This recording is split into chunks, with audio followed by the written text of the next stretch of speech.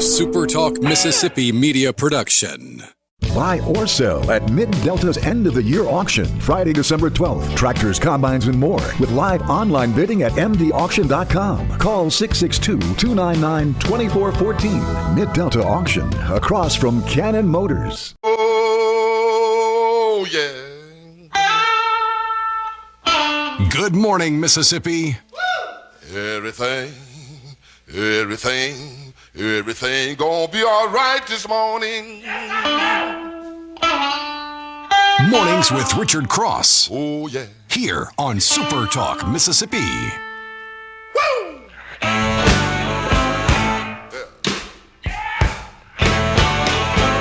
Now, when I was a young boy, at the age of 5, my mother said I was gonna be the greatest man alive.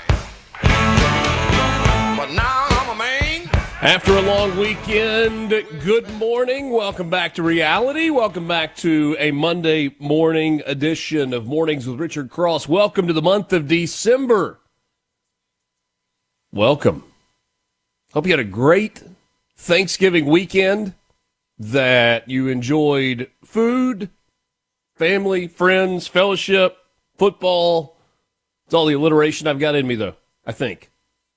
Unless there's another F that, we'll leave that alone. Welcome aboard this morning. Great way to start the week. Great to be with you. Look forward to sharing it with you this morning on the C Spire text line, 601-879-4395. 601-879-4395. Today is Cyber Monday, December the 1st. You may have already taken advantage of the Black Friday and Cyber Monday deals from C Spire. If not, well, today's your day. Great savings, like the new iPhone 17 Pro with free trade-in. Get yours today at cspire.com. C Spire, customer inspired. Lance Tauber, good morning to you, my friend. Oh, good morning. Yeah, I got all that good stuff in. Yeah, plenty of food, family. You got it all? Yeah. Did y'all destroy a bunch of delicious, delectable turkeys? We did. They looked good. We did. It was good. Somebody actually sent me a message on, I guess it was on Twitter, asking if the food that I had talked about in advance turned out okay, and it was outstanding. Although I think I'm going to make an amendment to the menu next year. I think I've had my run with the whole turkeys, and I may just get a smoked turkey breast that we can slice up, and then go a little heavier on the beef tenderloin. And a little heavier on the ham. Okay, yeah. And mix it up, man. Mm-hmm. Maybe. I may change my mind. I've always loved that, you take the whole bird off and it's sitting there, that golden brown on the table and all that good stuff. But I don't know. But yeah, it was good. It's really good. Had a great crew at our house, and now everybody, this is the in-between, right? If you're a college student, you have this week of classes, and then you have exams, and then you're done for a month and a half. And I don't remember exactly when the Christmas break became as long as it is, but it's a long time. And if you're a high school student, you got to elementary school student, you got to knock out about 3 weeks, and then you get the Christmas holiday. And where did the year go? Whew. Lickety split through the days. Good chance that you're going to get wet today in Mississippi, regardless of where you are. Iuka, northeast corner of the state, cloudy with rain developing later in the day. High of 44 degrees for you with winds out of the east and northeast, 5 to 10 miles per hour. Your chance of rain, 90% today. Opposite side of the state, Mississippi Delta, Greenwood, 90% chance of rain for you as well, about a quarter of an inch. High of around 42 with winds out of the northeast at 5 to 10 miles an hour. South of Jackson and Crystal Springs, showers early, becoming a steady rain later in the day, high of 49. Winds light and variable, 80% chance of rain. Get about a quarter of an inch for you today in Crystal Springs. And Pascagoula, going to be nice for most of the day. Some showers this afternoon possible. A few clouds coming in this morning. High around 65. It'll be breezy. Winds out of the east and northeast, 10 to 15 miles per hour with a 40% chance of rain. I think the Christmas parade that was scheduled for Oxford, first Monday night of the month of December, this was that night, postponed. They went on and called it, huh? Yeah. It's all the forecast. I think they recognized that, Fighting an uphill battle. 38 and rain was not what you were looking for a great turnout. Although you don't need to be wearing shorts at the Christmas parade either. You want it to be cool to cold, but not wet and cold. Who was born on this day? December the 1st. How about Madame Tussaud, the French founder of the Wax Museum, born in Strasbourg. She's been dead since 1850. Was born in 1761. You ever been to one of those wax museums? I have. Down in Mexico. Pretty cool. Yeah. Was that a Madame Tussauds or? I don't believe so. I think it was like a knockoff version. It was like a Ripley's Believe It or Not type place. Yeah, same deal. Yeah, same type thing. Mm-hmm. Lee Trevino is 86 years old. The American golfer was born in 1939. Won back-to-back British Opens in 1971 and 72. 68 and 71, he won the United States Open. He was a PGA champion in 1974 and 1984. So 6 major championships. Never won the Masters. Born in Dallas, Texas. How about this guy? Richard Pryor. Born in 1940. He lived until 2005. I'm not sure you could do what he did in this day. Won an Emmy. 5-time Grammy Award-winning comedian. He was an actor and a screenwriter. Born in Peoria, Illinois. He was the screenwriter and I guess acted in Blazing Saddles. I don't remember his part in Blazing Saddles if he was in it, but yeah, what a movie, man. And the screenwriter of that, that's the gold right there, man. You can't make that movie now or 10 years ago. Rode a blazing saddle. Yeah, no, you can't. There are lines and things that go too far, although they were genuinely funny and weren't meant as offensive. They were meant to offend everybody, yeah. Everybody. Nobody was off limits. Bette Midler is 80 today. Born in 1945, Lance, you were the wind beneath my wings. That was a movie with her and Nick Nolte. What was it, Beaches or something? Yes, like Beaches. Yep, Beaches. She was born in Honolulu. Pablo Escobar was born on this day, December 1st, 1949, the Colombian drug lord. He has not been with us in a while, 1993. I bet it was hard to buy life insurance if you were Pablo Escobar. Yeah. It was like there were a lot of risk factors that you were dealing with as you moved along. Yeah, you'd have to go to a specialty underwriter for that one, I bet. Yeah. Lloyd's of London on line 1. What are some of the things that have happened on this day in 1824? The House of Representatives begins deciding the outcome of an election deadlock between John Quincy Adams and Andrew Jackson. JQ the winner. Sherlock Holmes first appeared in print in the book Study in Scarlet by Arthur Conan Doyle, this day in 1887. Somebody at the Ford Motor Company back in 1913 said, if we had a moving assembly line, the construction of this T-model Ford would be a little bit better. And so they got it going. First moving assembly line. Rolled out in 1913. Got rid of the old heave-ho lift. Yeah, no doubt. 1953, I don't know if it was put together on an assembly line, but the first edition of Playboy magazine was published, featuring Marilyn Monroe as the magazine's first centerfold, published by Hugh Hefner in 1953.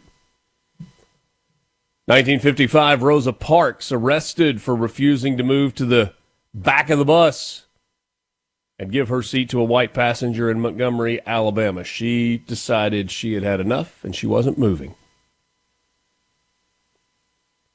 1956, how about some basketball? Led by future Hall of Famers Bill Russell and K.C. Jones, the United States won its fourth consecutive Olympic gold medal, an 89-55 victory over the Soviets at the Melbourne Games in Australia. A couple more. 1978, President Jimmy Carter doubled the size of our national park system. 1984, you remember this one? Man, I know that one by heart. Beverly Hills Cop, directed by Martin Brest, starring Eddie Murphy, premiered in Los Angeles. 1990 was when British and French workers met in the middle of the Channel Tunnel, 40 meters under the English Channel, achieving a major engineering feat. It was the Chunnel. Again, news headlines coming up for you. One dominated all the others, not just over the weekend, but for the last few weeks in the state of Mississippi. A story that has come close to reaching its conclusion. Mornings with Richard Cross, Super Talk Mississippi. We'll be back. From the Bendable Glass. Get yourself a cup of coffee and get the Magnolia State's most important news of the day. Mornings with Richard Cross on Super Talk Mississippi.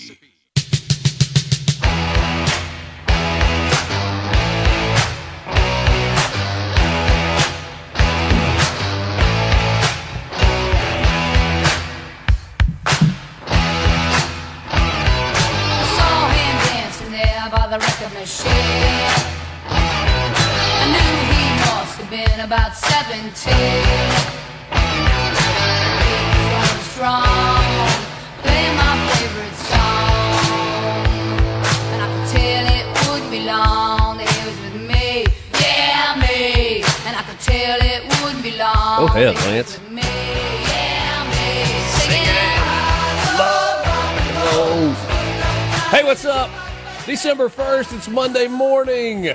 Let's get you going a little bit with that one. Mornings with Richard Cross. Thank you for being with us. Your messages are popping already on the C Spire text line. Don't forget the number is 601-879-4395. Mornings with Richard Cross. Brought to you, presented by Community Bank. Rooted in our community, communitybank.net. Quickly, a couple of other things that happened on this day. Amy Fisher, the Long Island Lolita, was sentenced 5 to 15 years today for shooting Mary Jo Buttafuoco. That was back in 1992. 1996, including playoff numbers, Wayne Gretzky became the first and remains the only player in NHL history to reach the 3,000-point plateau. Got an assist in the Rangers' 6-2 win over the Montreal Canadiens at Madison Square Garden, December 1st, 1996. And then 1 year ago today, President Joe Biden pardoned his son, Hunter Biden, despite months of saying that he would not do that. He did. And it wasn't for like a specific thing. It was a blanket pardon. Covered a lot in the past and a lot into the future just in case. I'm sure he did it because of the love for his son. Actually, I am pretty sure that's why it was. All right, here we go. News headlines this morning. We made it 23 minutes, and now we got to get to it. And a lot of your messages on the C Spire text line relate to this. Pete Golding, yesterday, about lunchtime, a little bit after, around 1 o'clock, 2 o'clock, named the new head football coach at the University of Mississippi at Ole Miss. That is because there was an opening when Lane Kiffin left to go to LSU. Historic football season for Ole Miss, 11-1, a playoff bid on the way. Lane Kiffin out the door.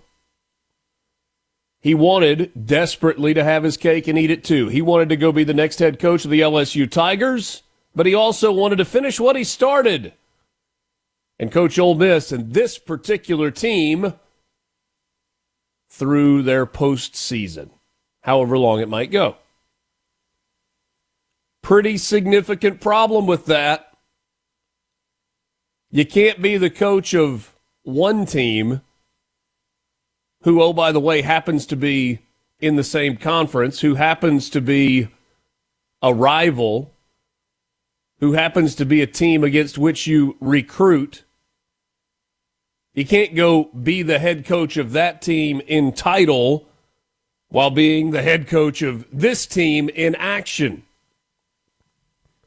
And the number of people nationally that had trouble wrapping their heads around the idea of that simple concept, boy, howdy. But was it really that they had that much trouble wrapping their heads around the concept, or was it just, oh, that's so cute, that's little Ole Miss. Just let him coach it. They've never been there before. They might not ever have a chance like this again. Oh, you're going to go squander your cute little chance at maybe a national championship? Just let him do it. Don't worry about next year. Don't worry about the program. Just worry about this team. Problem was, little old Ole Miss not really operating like little old Ole Miss. Cute little story anymore. Keith Carter and Chancellor Glenn Boyce, they dug in their heels. There was a non-negotiable for the two of them. It was pretty simple. Lane, we want you to be the head football coach at the University of Mississippi. We will pay you a king's ransom and then some for you to be the head coach at the University of Mississippi. Here's a contract. Sign it. However, Lane, as much as we want you to be the head coach at the football coach at the University of Mississippi, what we're not going to do is allow you to be the head football coach at Louisiana State University and continue your duties as head football coach of the University of Mississippi. That doesn't work for us. And they maintained that stance. They did allow Lane Kiffin to finish out the regular season. And what a finish it was, a 38-19 win for Ole Miss over Mississippi State in a rivalry game to finish 11-1 and set the Rebels up for an almost certain home playoff game on either December 19th or December 20th.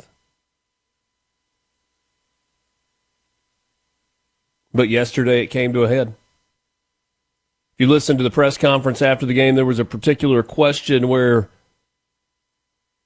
Lane Kiffin was asked if he was going to make a decision on Saturday, and his response was, sounds like I gotta.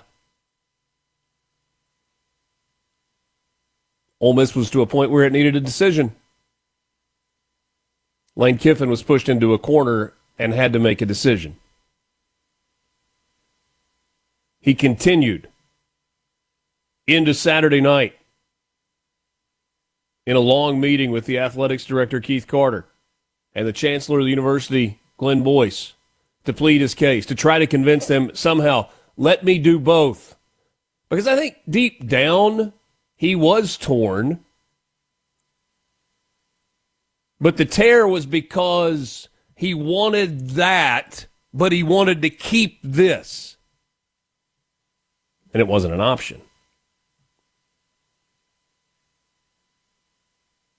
There are a million analogies that have been made. Relationship analogies, job analogies, on and on and on. You can come up with your own.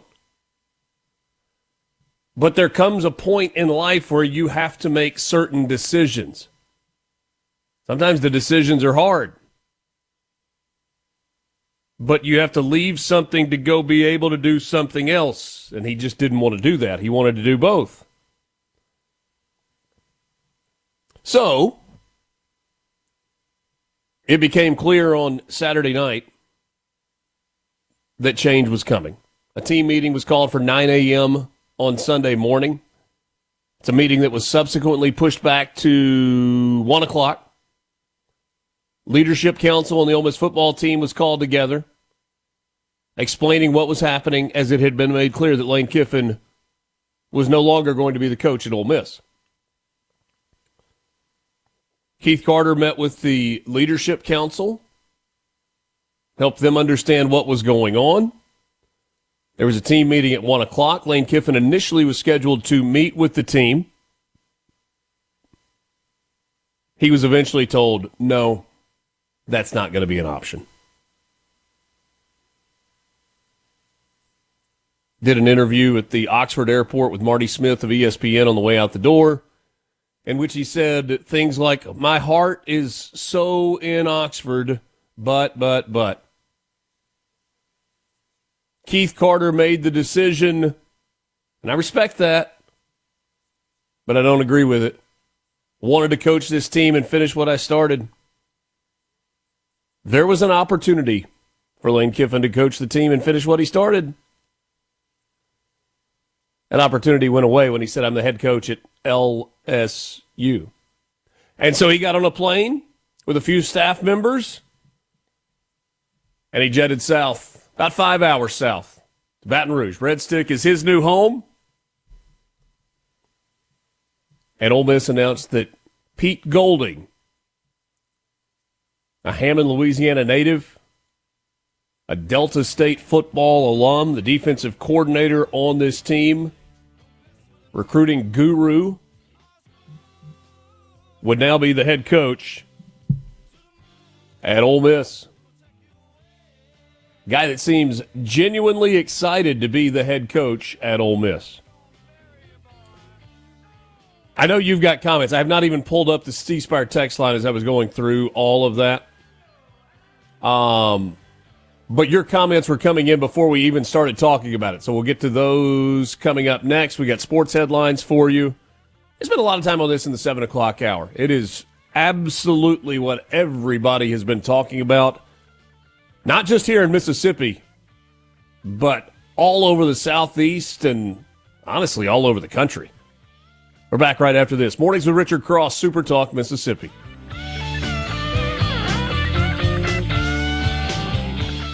From theSeabrook.com. Get it now. Mississippi politics each morning. Mornings with Richard Cross, Super Talk, Mississippi.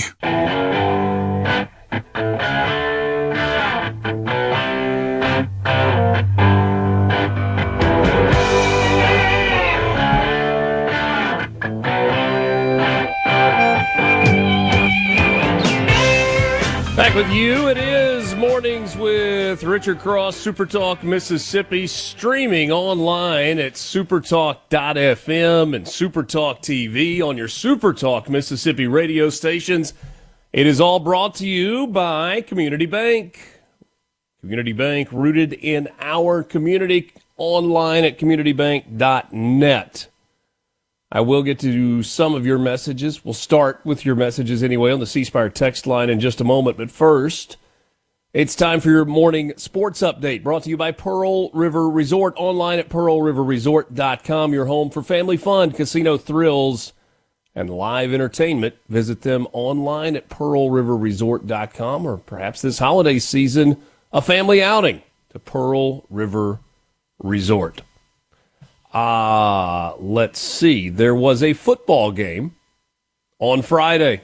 Turned out to be the final game that Lane Kiffin would coach at Ole Miss, but a pretty good way to wrap up the tenure.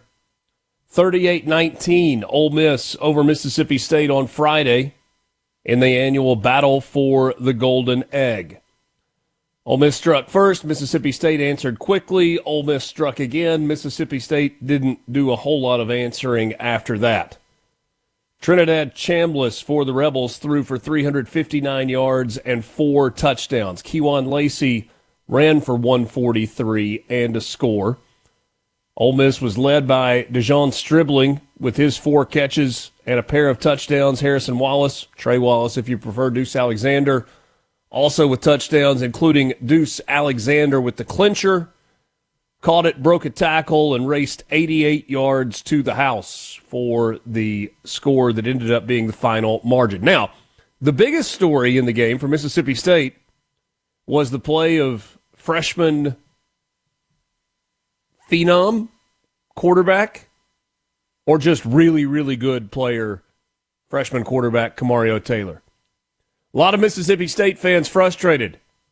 We've had this guy the whole time? We've been telling you we want this guy. In the passing game, he was just okay. 15 of 31, 178 yards.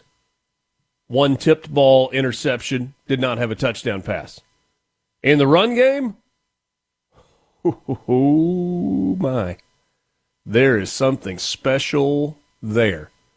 Kamario Taylor carried it 20 times for 173 yards and 2 touchdowns in the ballgame. Mississippi State will not go bowling this year. They finished 5-7, 1-7 in the SEC. Just 1 SEC win in the last 2 seasons. Bulldogs going to have to make progress next year.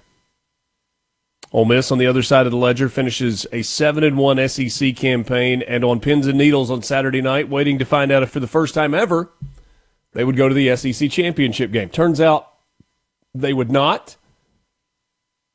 They got part of what they needed, if that was what they wanted, on Friday night when Texas beat Texas A&M in Austin. But Auburn couldn't pull it off against Alabama in the Iron Bowl, and so you once again get an SEC championship game matchup between Alabama and Georgia. First time that Ole Miss has ever won 11 games in the regular season. Southern Miss had a chance to go to the conference championship game in the Sun Belt. They were hosting Troy at M.M. Roberts Stadium. And it was Troy that outlasted Southern Miss in this ball game. Scoreless after a quarter, 14-3 at the half, Troy in front. Quarterback Goose Crowder, what a name. 24 of 34, 285 yards, and 3 scores for the Trojans. Braylon Braxton, not great early, better in the second half, finished 20 of 35 for 209 with a touchdown and a pick. Southern Miss had a total of 95 yards rushing in the game. Troy rushed for 132. They got the win, 28-18. Troy will go to the Sun Belt Conference Championship game. Southern Miss, a bowl game still to go. A massive improvement from year one, or in year one, from a season ago under Charles Huff, when the Golden Eagles were 1-11. But I don't think any other way to look at it than a disappointing finish to the season. 3 straight losses to Texas State, South Alabama, and Troy to close it out. Kentucky fired Mark Stoops last night after 13 years as the head coach,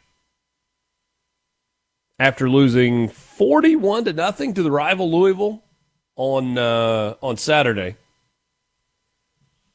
And finally, let's set you up for high school state championship games. We'll do this in more detail tomorrow or Wednesday.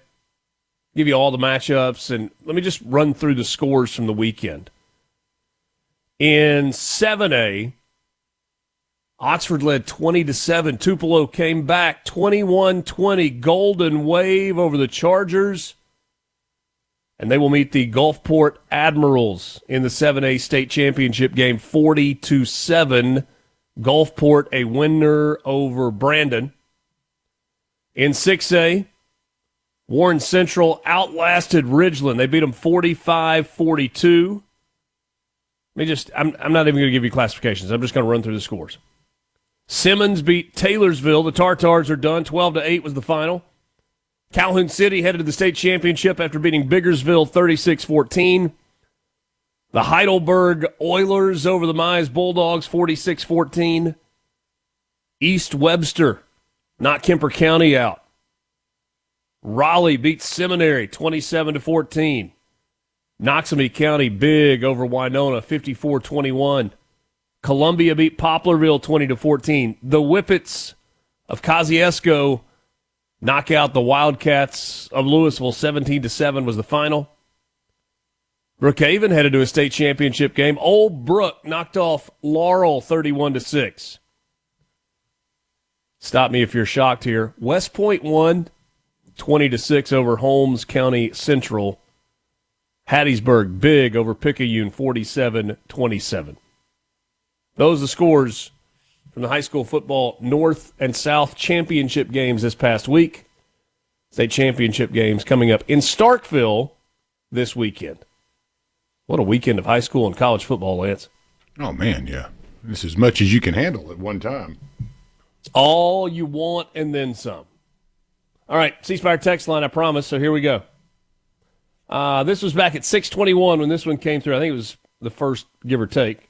Well, maybe we had some others. We'll start here. Even though I'm a State fan.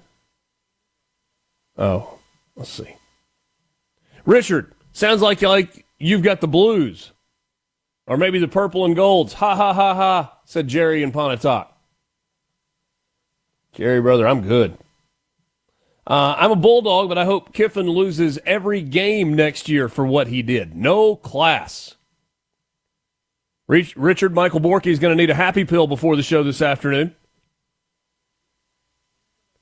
I'll bet Knox has an awkward day at school. Maybe, if he goes. Lane was wanting to get the bonus money for the playoff game and still go to LSU. He told us it wasn't about money. Jimmy in Monticello says Ole Miss made the right decision. Kiffin needs to get out of there. When a college football coach makes millions of dollars, does most of that money come from the alumni?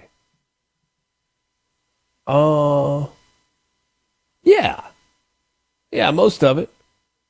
Base salary is a relatively small number in comparison to the rest of the salary. That comes from the state. It's the state salary. And then everything else is supplemented through the university's foundation or the athletics department's foundation. And, yeah, alums and friends and donors contribute to the foundation, and then the foundation transfers that money to the athletics department or pays it directly to the coach. Sistrunk says, are they going to have enough players for the college football playoff? Yeah. They are. Like, all of them? I mean, I suppose there is a scenario where somebody chooses not to. We're talking about the college football playoff. We're not talking about the Poulan Weed Eater Bowl. And yes, there was some conversation that, Lane Kiffin's going to poach the roster. He's going to pay guys not to play. I'm not saying that opportunity, that wasn't communicated to some agents and to some players. As I understand it, not going to be the case. I will tell you, I will ask that question to Neal McCready. He does as good a job covering coaching searches and all the events surrounding coaching searches as anybody in the country with any school. We'll ask Neal that. He's going to join us in the 7 o'clock hour. It's Mornings with Richard Cross, Super Talk Mississippi. We got your Mississippi Lottery update coming up next. Thanks for being with us on this Monday morning, December 1st.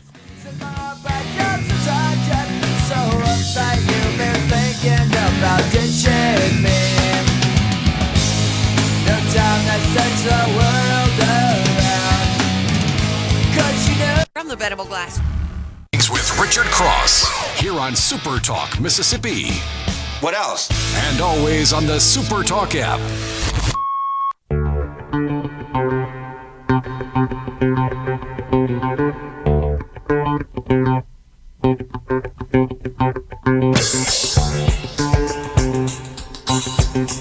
Well, we spent a little time apart Last Wednesday, the last time we were together. Has anybody won any money? You won any money since then, Lane? Have you? Well, Lane, Kiffin he did, yeah. won some money. What about you, Lance? You won any money? Oh, no. Eh? I have not. No, sir.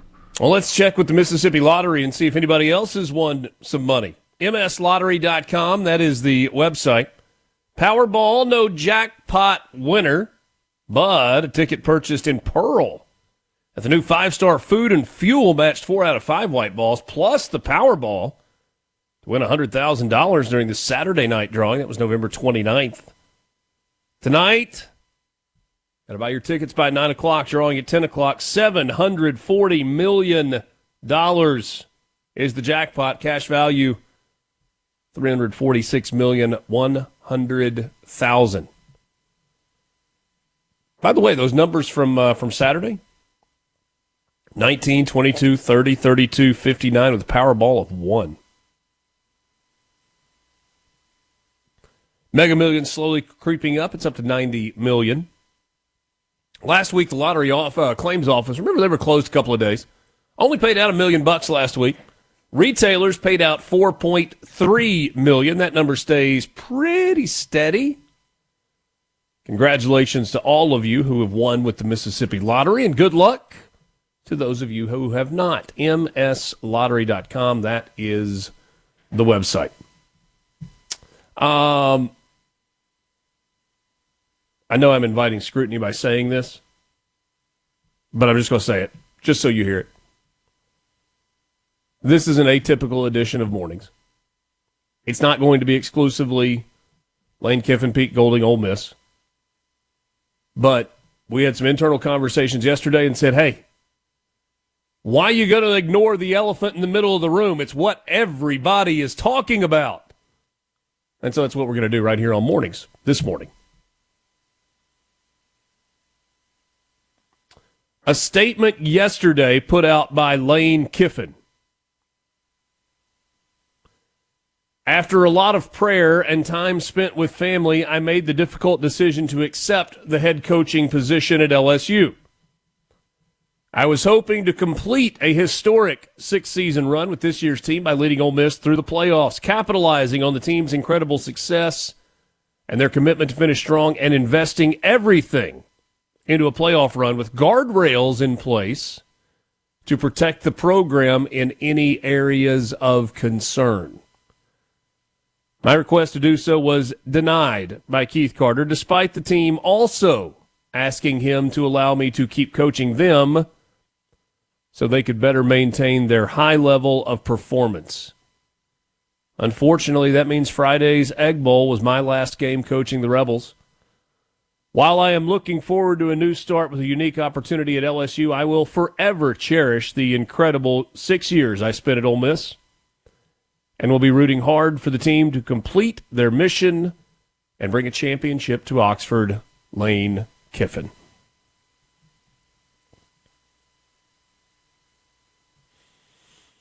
Lane Kiffin first told LSU he was taking their head coaching job 11 days ago. It's a fact. Now, since telling them first he was coming to Baton Rouge and he was taking that job, he waffled. He went back and forth, back and forth. Told there were at least 2 times where it felt like he came all the way back and was going to stay put at Ole Miss. But 11 days ago, he told LSU he was taking that job. And so I don't know what I'm going to do. I'm going to go home and pray about it and talk to my family and all that.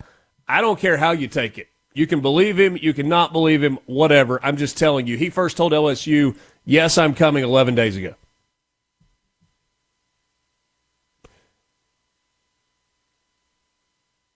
The line in his deal where he says, and investing everything into a playoff run. Not humanly possible. It's not. National Signing Day is Wednesday. The portal opens on January 3rd. It is not humanly, emotionally, physically,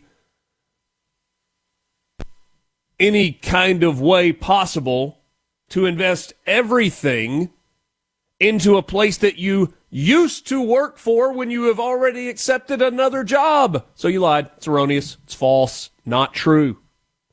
Putting guardrails in place. Like what? Like you're not going to talk to the players? You're not going to continue to have a relationship with them? They're not going to know that you're no longer the head coach at Ole Miss? Yeah, let's put those guardrails in. What does that mean? You can't hand off money orders paid for by LSU while you're at practice? What a stupid statement. Otherwise, genuine and great. Let me pause for a second. A lot of sarcasm there. Sounds bitter. It's not. Genuinely, it's not.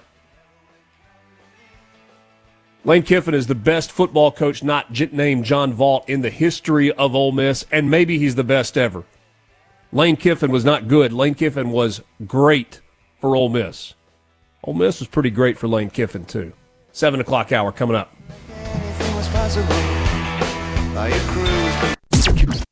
The views and opinions expressed by the hosts, guests, and callers on this show are not the opinions of TeleSouth Communications, its management, or advertisers. Start your day right. Mornings with Richard Cross on SuperTalk, Mississippi.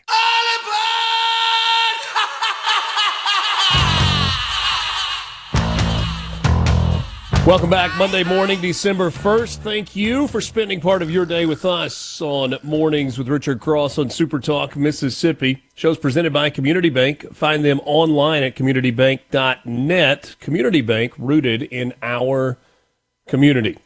Neal McCready is my first guest this morning. He is the publisher at the Rebels 247 website. He is also co-founder of MPW Digital.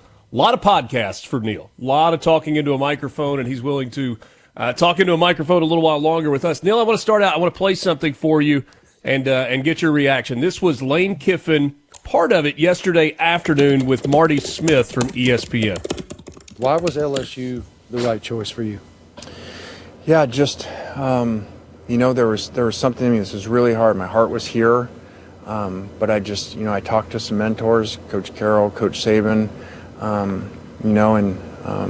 Especially when Coach Carroll said, man, your dad would tell you to go, man, take the shot. Take the shot. You've accomplished a lot here.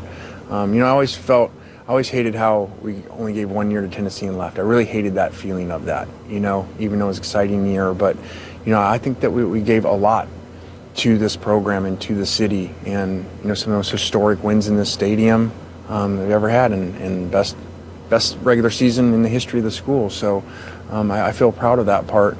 But it just became time, I talked to God and he told me it's time to take a new step. So his mentor, Pete Carroll, told him to take the shot, and he talked directly to God, and he said it was time for him to take the job as well. Your reaction? It's the first time I've heard that. I watched the first part of it yesterday, and then we did a show, and I never watched the last part of it. My reaction to that is I'm flabbergasted. It makes no sense. I'm trying to be respectful as I do this because I covered Lane Kiffin for 6 years, and he was nothing but fair to me. He was respectful to me. I have no personal animus whatsoever towards Lane Kiffin. But honestly, the last few weeks I have suspected there are some cracks in the armor, and that is revelatory that at least to me, that I'm onto something. This is a man that just won his 50th game in 5 years when he beat Mississippi State on Friday. This is a man that just took his team to 11-1. The one loss is at Georgia, a team that's will be ranked probably third in the CFP tomorrow night. It was a game that they led by 2 scores early in the fourth quarter and lost by 1 score. So totally respectable, no harm done loss. This is a team that's going to be probably the 6th seed, maybe the 5, maybe the 7, probably the 6 in the CFP, and he walked away from it on November the 30th. It's mind-boggling. Like you, Richard, I know a lot of football coaches. the number of football coaches who would walk away from their team on November the 30th, right before you get to the fun part. The hard part's over. The laborious part is over. This is the fun part. These are the fun practices. These are the times that you build memories of a lifetime. And for him to walk away from it now, I think is revelatory of something much deeper than what we're discussing. I don't know that this is about football. I don't think it's about what Pete Carroll said. I have a hard time believing that God told him to walk away from his football team before the playoffs. I think this is revelatory of something a lot deeper. I really do. The last 6 weeks have been pretty wild. And there have been stories back and forth, and I know it's been good for business for you and for Chase Parham at the Rebels 24/7 website and with your podcast. It's all that anybody has talked about, especially for the last week. It's just taken all the oxygen out of the room. But yesterday, really the I don't know, maybe 18 hours from about 6 o'clock or maybe even 3 o'clock on Saturday afternoon through about 3 o'clock yesterday was wild. Can you compress a little bit and kind of walk us through what happened in the last 18 or so hours that Lane Kiffin was at Ole Miss? I can try. So for context, for color, Richard, you had some travel issues over the weekend. I had some travel issues on Thanksgiving. I had some travel issues on Thanksgiving Day. I flew back into Memphis from Palm Springs, California, and I landed at the Memphis airport at about 2:30 on Thanksgiving Day, and my truck, which was parked on the 7th floor of the parking garage in Memphis, was blocked in. I simply couldn't leave. And so I ultimately, after I just threw a temper tantrum, I was tired. I was ready to go home. All of my kids were home, and I just wanted to get home. And I Ubered home. And finally, I was waiting for this opportunity, a window to go get my truck. And so I caught an Uber mid-morning yesterday, thinking that I had a little while. Turns out I did not have a little while. And it kind of broke. So we talked to players yesterday. I talked to players' parents yesterday. Was able to get some live time feedback from what was going on Sunday morning inside that building. And they have a leadership council. I think it's 12 players. I don't know all of them. I do probably know all of them. I don't know all. I can't name all 12, but I know a bunch. And we had lifetime feedback, either firsthand or secondhand, from 3 of them. We knew what was going on, and it was contentious. The players were not unanimous, but it was close to unanimous. That if Lane Kiffin were taking the LSU job, they didn't want him in the building. They didn't want him coaching them in the playoffs. And I think in the last month or so, we've lost track of the players. It's been all Lane all the time. And they didn't want that. And they wanted to talk to Lane Kiffin. And they, according to our player sources, had Keith Carter call Lane Kiffin, who didn't take the call. And ultimately, and look, I mean, he could have been busy doing something else. Maybe he was taking a shower. I don't know, right? You don't always answer your phone. They went and confronted Kiffin in person and confronted him about the offensive staff. There was a report, not a rumor. Chris Lowe, who's very tied into Lane Kiffin, had reported that Lane had given the offensive staff an ultimatum: get on the plane to Baton Rouge, or you don't have a job. And the players confronted Lane about that. He denied it. They asked the offensive coaches. They all had a kind of a canned answer. Players didn't like that answer. They didn't believe the answer. They were very distrustful. And it's my understanding that at least one player, and probably more, told Lane Kiffin to get out. So that was the mood around the building, I think, in the early morning hours yesterday. And then at some point, Keith Carter, who I think had been put in a remarkably difficult position, Richard, where you're choosing from a list of choices that aren't the greatest choices. I think he actually found a pretty good choice relatively to where he was. He was able to find probably the one person on that whole staff, Pete Golding, who not only could motivate the players, get the players to turn the page, but get some of the offensive staff to stay, where they would have at least some semblance of continuity going into this game in 18 or 19 days from right now. And that's what he did. And, the players left that meeting very energized. I talked to a couple of them privately on the condition of anonymity, and they were very pleased about what happened in that meeting. And now we'll see what it's like moving forward. But again, it's a really long-winded answer. I apologize. I'm still stunned that Lane Kiffin walked away from a 11-1 playoff team. Forget the LSU part of it. Forget the career opportunity and all of those things. Timing's a real thing in life. And to be completely ignorant of how unbelievably bad this timing is wild to me. It honestly is. I think there's a real chance this haunts him for the rest of his career, the rest of his life. It's interesting you say that because he has been public about saying that he has regretted the decision that he made when he was in Knoxville, leaving Tennessee after just 1 year. A different situation than that. We're going to continue the conversation with Neal McCready. We're going to take a quick time out. Some of the questions that you have asked this morning, we'll ask Neal as well. What about player opt-outs? Are there players that are going to sit out of the college football playoff or go ahead and announce that they are in the transfer portal and join Lane Kiffin at LSU? Specifically, what coaches will be staying on board? Quick timeout. We'll continue the conversation with Neal McCready. It's Mornings with Richard Cross, SuperTalk, Mississippi. Thanks for being with us. Neal writes at Rebels 24/7 and is a podcast host with MPW Digital. You may want to check that out later today as well. We're back with you right after this.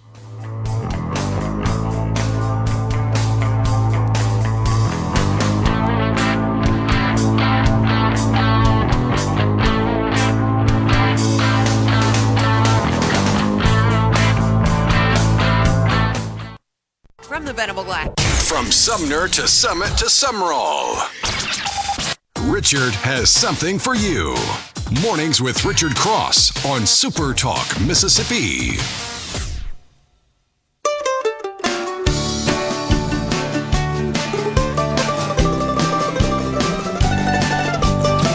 Good to be with you this morning. It's Mornings with Richard Cross, presented by Community Bank. Find them online at communitybank.net. Community Bank, rooted in our community. Neal McCready is my guest. He is the co-publisher alongside Chase Parham with the Rebels 24/7 website and also a podcast host. Does a number of podcasts, including the MPW Digital podcast. He and Chase will go live at, 8:30 this morning? Something along those lines? We're not this morning because we did a 3-hour show last night, and I don't know what we would even talk about this. I think we would just stare at one another. Well, you can catch them a lot. They are live a lot. Neal, you know that for a long time I hosted a sports talk show. This is very different. This is news and politics. And normally when we talk sports, other than just just some headlines that we do in the 6 o'clock hour, there is pushback. Hey, that's not what this show is. That was your afternoon show. Get back to not today. This is the conversation that everybody across the state of Mississippi is having. So I appreciate you being with us. One of the questions that we've gotten, and maybe 100 texts already this morning. What about player opt-outs? Is there, in your mind, are there players that you think will not participate in the college football playoff game for Ole Miss, or did Pete Golding being named the head coach kind of stem the tide there? I think the latter is true. I think that Pete being named the head coach probably settled that. There's probably work to do with a handful of players.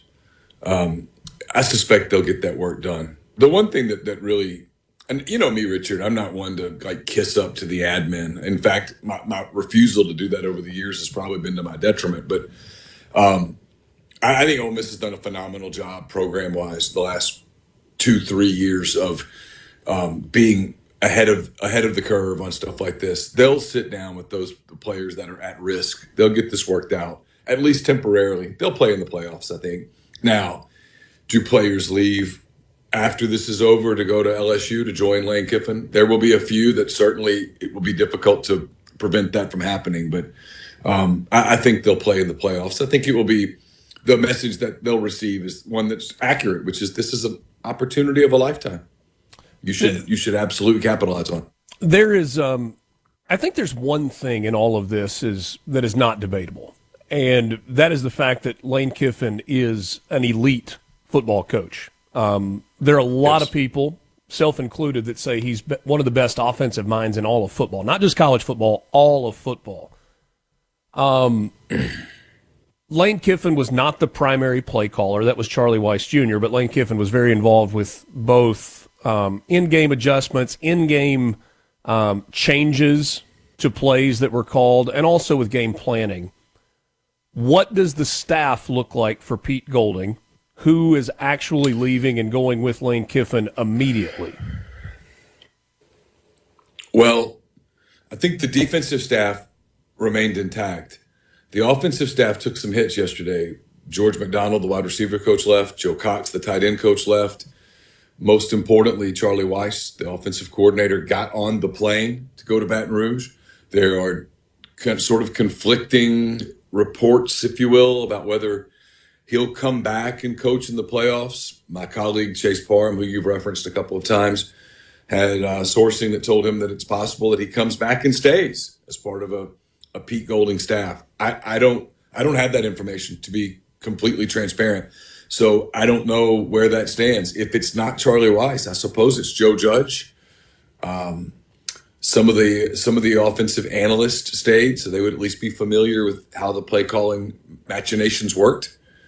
But look, to your point, and you're exactly right, the people who, from a pure football standpoint, minimize the loss of Lane Kiffin on game day, his ability to see things in real time, to adjust in real time, it is elite. I do a show twice a week with Tyler Siskey, who coached at Alabama, coached at Ole Miss. Tyler will tell you that, and I don't think Tyler and Lane are particularly tight. I think that's putting it mildly. Tyler will tell you that Lane's one of the three most elite offensive minds in the country, college or pro. So you are replacing an elite offensive mind, as you said. So that will be difficult. So I don't know. I think that's, Ole Miss doesn't play for 19 or 20 days. I'm sure the players need a few days off their feet. That comes at a perfect time for Pete Golding, because now he's got a handful of days to sort of figure out exactly how they're going to do that when they get back on the practice field, probably late this week, early next week, to start getting ready for a game. He's got to work that out. Do we know salary contract details for Pete Golding? I don't think those have been released publicly. Have you heard anything yet? I really haven't. It was one of those things yesterday. It was fog of war a little bit in terms of reporting, that you just sort of prioritized what mattered in the moment and what really didn't matter in the moment. And at least by my estimation, the whole what's Pete Golding's contract, I was like, I don't know, we'll figure it out. They're having a press conference, I think, tomorrow.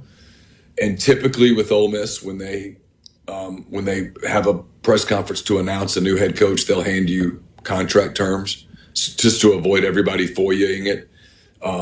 So I expect that will happen. I heard that there's quite a bit of leeway in the deal in terms of, hey, if this doesn't go great, it'll be easy to get out of it. If it does go great, it'll be easy to kind of do a new deal that makes more sense. But I haven't seen that, and I don't know anything concrete. Ole Miss was not operating in a vacuum in terms of its decision about who its future head coach was going to be. Auburn was a job that was open. Florida was a job that was open. Arkansas was open. Obviously, LSU was open. How much of the things that were happening elsewhere factored into the decision that Keith Carter made to elevate Pete Golding into this role versus going and grabbing one of the other names that was out there? It was just going to be so hard to go grab one of those names. Fans, and I understand this, the public thinks you just pick up the phone and you call John Summerall or you call Alex Golish and go, hey, send it in the plane. It doesn't quite work like that. It's a little more complicated. And there was the complication of, with these other coaches, and I know some of them, what if Lane changes his mind? What if he decides to stay? What if... Which, if you've been around Lane Kiffin, like you have, knew was a possibility. Yeah, and I mean, one of the coaches, I won't name names, who was sort of involved in the cycle, was like, I don't. How do I even evaluate the Ole Miss job when there's a real possibility that he decides to stay? How do I even spend energy and time going down that path when I have these other jobs that I know are open and the conversations aren't hypothetical? Keith Carter was going into that thing with his hands tied behind his back, maybe with one of his legs tied behind his back, if you will. It just was really no way to function in that environment. And I think it put him at a handicap. And again, he was very, very fortunate. I think he did the right thing, Richard. I mean, I do. I don't think he had a ton of great choices. I think Pete has a chance to end up being a great choice. But Pete was the best choice for the immediate that also had some upside down the road. He doesn't have any head coaching experience. That's a negative. But he's been around a lot of really talented coaches. Nick Saban, Lane Kiffin. He's a hardworking guy that players love. So there is a lot of upside there that you just have to figure out how to tap it. You mentioned earlier that Ole Miss has won 50 games over the course of 5 years. I'm not a big math guy, but I'm pretty sure that's an average of 10 wins per year. That is not historically what Ole Miss does. What is the this is an impossible question to answer. What's the likelihood that Pete Golding, in this head coaching role moving forward, is able to maintain the momentum, maintain this level of success that Ole Miss fans have enjoyed so much over the last handful of years? Well, for perspective, the other 6 programs that have won 50 games in the last 5 years, it's Georgia, Alabama, Ohio State, Michigan, Oregon, and Notre Dame. Pretty good elite company. What are the odds he can maintain that? I mean, it'll be very difficult. Obviously, you have to recruit at an incredibly high level. You have to coach at an incredibly high level. You have to have some schedule luck. You have to have a lot of things that are a little out of your control. But, again, Pete Golding's been around nothing but winning. He won at UTSA. He won big at Alabama. He won at Ole Miss. To say that he can't win as a head coach at Ole Miss would be completely unfair to him. It's going to be interesting to see where this goes over the next few days. College football playoff rankings will come out tomorrow, and then the final college football playoff rankings and the bracket will be out on Sunday, December the 7th, I think is the date. Don't have the calendar in front of me. A week from yesterday. Yeah, Neal, appreciate your time so much this morning. I know it's been a busy stretch for you, and appreciate you working us in. Thanks, Richard. I appreciate you very much. Neal McCready, publisher at the Rebels 247 website and podcast host with MPW Digital. That gives you a little insight into some of the behind the scenes, not just in the last 24 hours, but over the last 6 weeks or so. We will get to your text messages on the C Spire text line coming up next. From the Seabrook Alexa devices. Covington County Hospital in Collins, where your health matters. Morning, partner. The sun is up, the coffee is on, and you're starting your day right. Mornings with Richard Cross, here on Super Talk, Mississippi.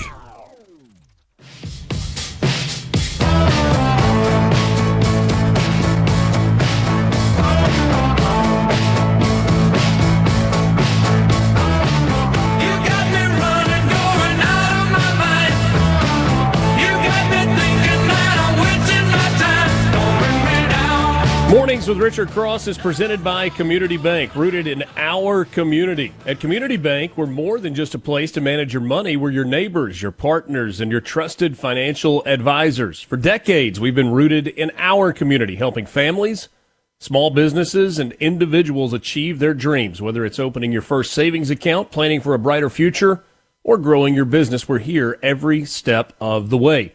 We're dedicated to our customers, committed to your success, and always here when you need us. Community Bank, rooted in our community, member FDIC. Richard Cross, Lance Tolbert with you. We will get to some news stories in the 8 o'clock hour, including a conversation with JT Mitchell coming up at 8:37 this morning from the SuperTalk Mississippi news team. But we ask you to connect, to interact, to react on the C Spire text line, and man, oh man, have you done that this morning. C Spire text line is open to you at 601-879-4395. Don't forget that we've been telling you about the Black Friday and Cyber Monday savings for about a month now. C Spire ahead of the curve on the savings during the holiday season, but that is ongoing. And if you visit their website, you can see some of the Cyber Monday deals that are available to you right now. That's at cspire.com. C-Spire, customer inspired. So, C-Spire text line. Jimmy and Monticello. Ole Miss made the right decision. Kiffin needs to be out of here. When a college coach makes millions of dollars, does most of that money... we talked about that earlier. Did Charlie Weiss also leave? Charlie Weiss left yesterday with Lane Kiffin on an LSU plane to go to Baton Rouge. There is some thought that he may return for a playoff run. Charlie Weiss Jr., the offensive coordinator on this Ole Miss team. He is a finalist for the Broyles Award, which is the top assistant coach in all of college football. But that is to be determined.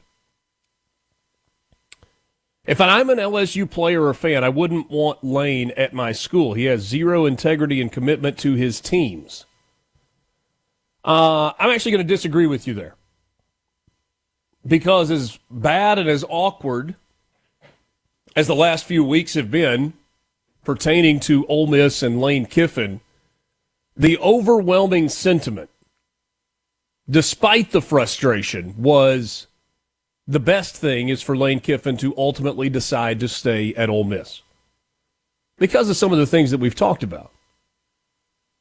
50 wins in 5 years, coaching this particular team that was, in Lane Kiffin's words, supposed to be a rebuilding team, a reloading from a year ago. You remember that Ole Miss team last year had kind of gone all in. They called it the last dance team, equating it to that last year that Michael Jordan and kind of the core of the Chicago Bulls were together. And they came up short. They missed out on the playoff. This was not expected to be a playoff team, and yet here they are at 11-1. I assure you LSU fans are excited about Lane Kiffin. And they probably go into it eyes wide open, knowing that, it's not going to last forever. But this is a guy with the resources that we've got at LSU that is going to be able to win. And I would say the odds are Lane Kiffin will win and will win big at LSU. I was listening to a podcast that a friend of mine that is an LSU guy does yesterday, and he was asked, I guess it was an interview that he was doing, what the expectations were for Lane Kiffin at LSU. You think they're lofty? He said multiple national championships, the expectation. C-Spire text line. Lane is not as great as people want to think. Coaching USC, Tennessee Raiders, all failures, marriage failure, dated. I'm going to stay away from that. Not a good person. I think you can separate the two, though.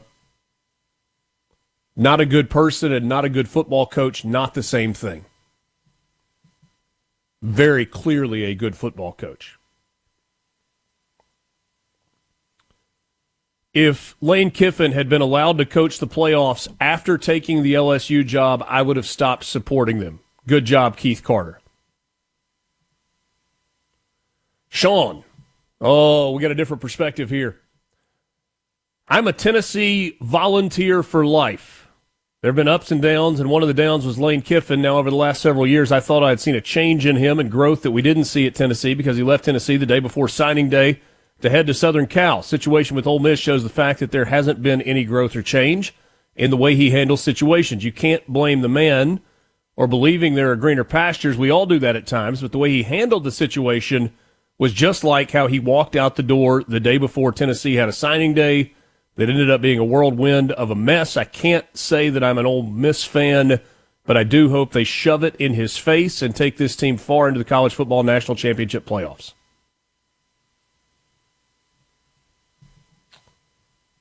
Somebody says Ole Miss new head coach Eli Manning. Lance, would you want to go coach a football team if you had a couple of $100 million in the bank? Nah, I mean, he's Chad Powers, man. I mean, he can do whatever he wants. So, no, I don't know. That would be interesting, but I don't see he or Peyton falling into that. But, you never know. Sometimes a challenge is what someone wants, something different. LSU needed another unlikable coach to put on their Mount Rushmore of distaste. He'll be right there next to Les Miles and Will Wade. Mulkey on there as well. Talking about Kim Mulkey, the women's basketball coach. All they want to do is win. And they don't care what anybody thinks about them. Nor should they. Why is Alabama in the SEC championship game? Ole Miss's overall record is better. Ole Miss beat Oklahoma while Oklahoma beat Alabama. It would have been great for Ole Miss and Georgia to have had a rematch. Some of the college football playoff committee policies seem fair. Yeah, these are SEC policies. An overall record has nothing to do with it. Only your conference record matters. And you had 3 one-loss teams. You actually had 4 one-loss teams in the SEC this year. Texas A&M was 7-1, Georgia was 7-1, Alabama was 7-1, Ole Miss was 7-1. I don't have the tiebreaker scenario in front of me, but Ole Miss lost in a tiebreaker. The math for Ole Miss was simple going into Saturday. Ole Miss had to beat Mississippi State, which they did. And for Ole Miss to play in the SEC championship game, Texas A&M had to lose to Texas, which did happen, and Auburn had to beat Alabama, which was close but didn't actually happen. People are split on this a little bit. There's some that say Ole Miss has never been to the SEC championship game. That was the biggest thing. I think I would argue that actually the better outcome is what happened. I feel like Ole Miss needed a minute to breathe. Because if Ole Miss had been included in the SEC championship game, I don't know this for a fact, but my gut tells me, kind of an educated opinion, that Ole Miss would have had to kick the can down the road another week. And you would have dealt with another week of will he or won't he, what is he going to do, etc. I think Ole Miss needed finality. And they would not have gotten that, at least not immediately, if they had qualified for the SEC championship game. Dave in Ripley says, me.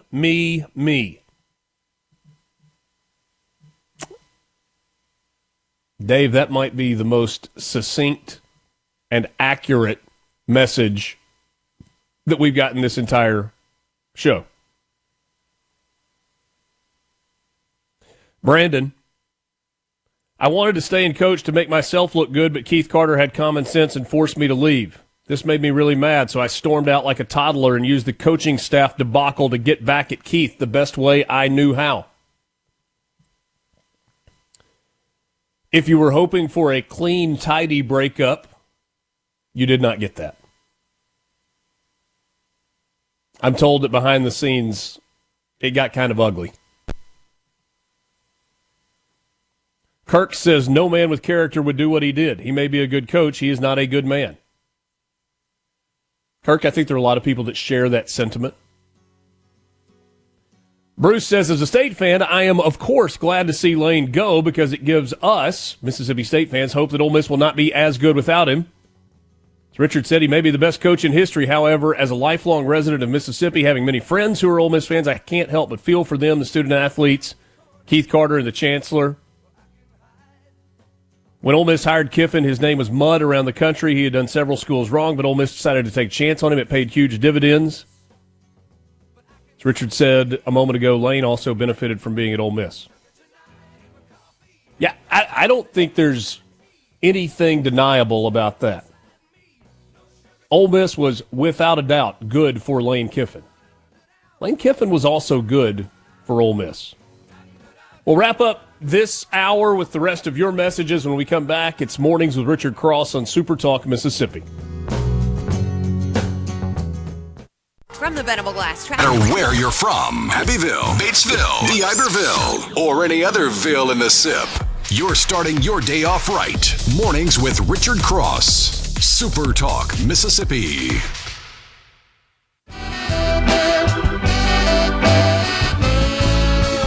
Travel all around, all across this country. Met a lot of people, met a lot of friends. She got the feeling of the swamp lane running through blood. She going back. One thing that comes about in situations like the one we've been discussing this morning is a reminder that people are funny. Like, some people are really, really funny, and some people have the ability to make memes. Lance, we get a picture of one that I was like, okay, that's clever. You know that in the southwest corner of Vaught Hemingway Stadium, there is a small brick pillar. And on top of that pillar is a bronze bust of Chucky Mullins. Chucky Mullins, of course, the player that passed away after an injury on the field for Ole Miss back in 1989. And in quotation marks, engraved into that brick pillar, never quit, Chucky Mullins. Well, someone had fun with their computer. They put a bronze bust of Lane Kiffin on top of that small column, that small pillar, with a quote underneath it that simply said, "Quit, Lane Kiffin." That's a good one, man. I thought that was pretty well done. Pretty well done. I'm going to grab a few more of your text messages. We'll move on to some stories in the 8 o'clock hour of state and national interest beyond Lane Kiffin. I applaud you. We have not gotten the move on stuff because it's. I mean, it was incredible. Where was I this weekend? I was in Oklahoma. All right, Lane, I got to tell you my travel journey real quick. All right, so I took Obi to the Egg Bowl on Friday. So much fun, man! What a cool experience to get to spend with him. He and I were on the field together for the game, and I'm archiving that one away in dad memory forever. I left the game with about 5 minutes left to try and get to Columbus and GTR, the Golden Triangle Airport, because I had the Iowa State-Oklahoma State game at 11 o'clock on Saturday morning. Limited flight options. My options were either fly out of Columbus, fly out of Memphis, or drive. And I thought long and hard about driving. I was like, I'm tired, I want to fly.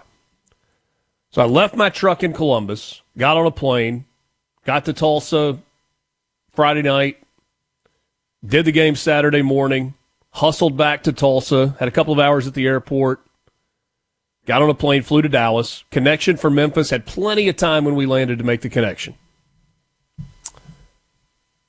We sat on the runway, the tarmac, for 55 minutes before we finally got to the gate. Dallas, big airport, busy airport, got off the plane.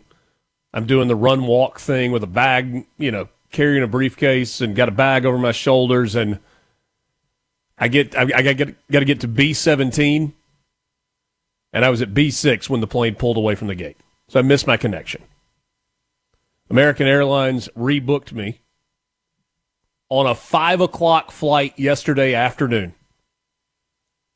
So I had like 18 hours to kill in Dallas. And I said, nope, not doing it. Grabbed a rental car and said, I'm just going to drive from Dallas. My plan was when I get tired, I'll stop, Shreveport, Vicksburg, Jackson, wherever. When I crossed the state line from Louisiana into Mississippi at Vicksburg, I was wide awake. I was like, I am powering home. So I drove straight through, pulled into my driveway yesterday morning at 7. Took about an hour nap, went to church with the family. Had to go back to Columbus yesterday afternoon to return the rental car and get my truck. And, whew, man, that was Iron Man work there, brother. What a travel weekend. Yeah, man, I slept like a champ last night. For an hour, before church, and then like a bear in hibernation last night.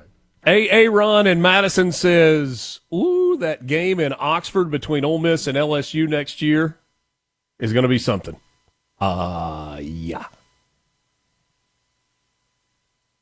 Listening to Mississippi sports on my way to work makes me happy. Thanks, Richard. You're welcome. Very, very rare that we do that here. In all fairness, who would not leave for that type of promotion? Why is a coach vilified for doing what all his detractors would do? Well, I don't think anybody, not anybody, I don't think most people blame Lane Kiffin for leaving Ole Miss for the LSU job. It's a great job. Inarguably, LSU football is a great job. It's about timing, though. And sometimes you are presented an opportunity in life where you go, man, if the circumstances were just a little bit different, that's a no-brainer. I got it pretty good where I am. That is obviously not what Lane Kiffin ultimately decided.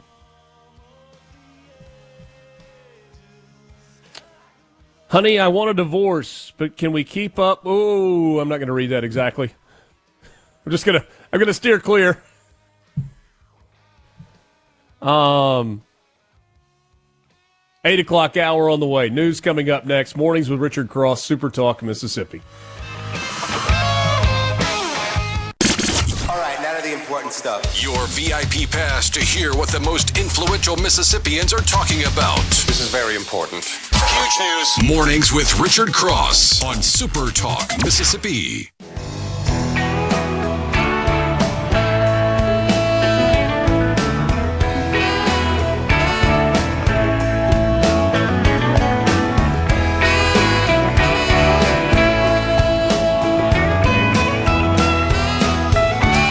First of December. Where did it go, Lance? Where did it go? In the rear view, baby. Yeah, it is. We're all windshield, though. All looking ahead this morning. Mornings with Richard Cross on, well, that's not entirely true. We're doing a fair amount of looking in the rearview mirror this morning as well. Mornings with Richard Cross, Super Talk, Mississippi. Thanks for making us part of the start of your day.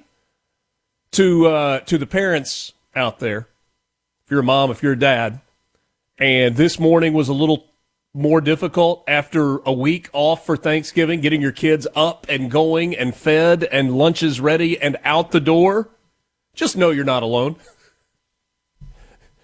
There are a whole lot of others that dealt with the exact same thing that you dealt with this morning as you try to get back into the routine, and we enter the in-between.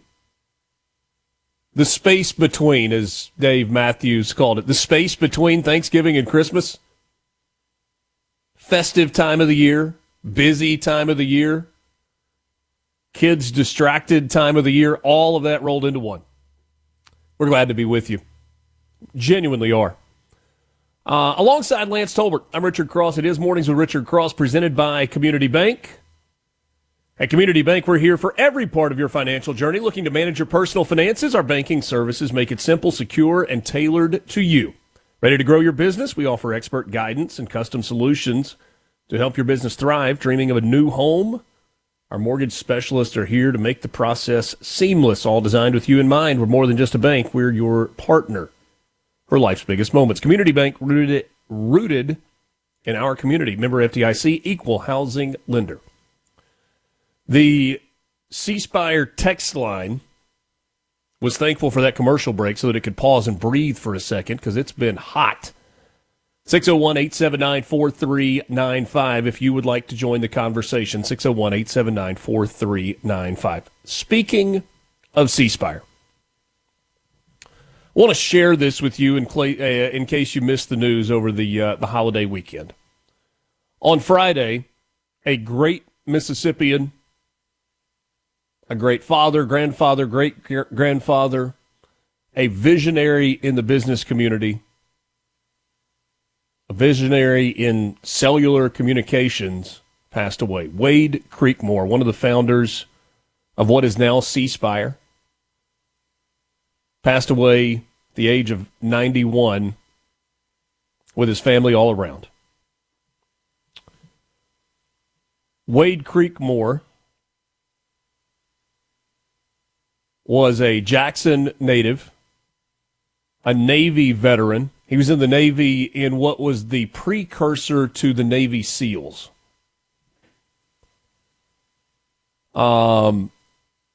Came back home after his service time in the Navy and became a manager at Franklin Telephone in Franklin County. Franklin Telephone gave way to,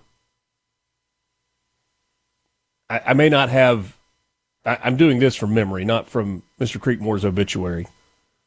It was Franklin Telephone that gave way to Telepac Networks, which gave way to Cellular South, which ultimately became C Spire as we know it today.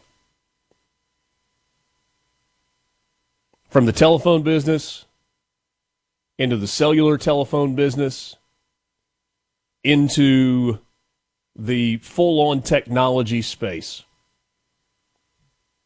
Wade Creekmore, a number of years retired from C Spire, though he remained involved with the C Spire Foundation,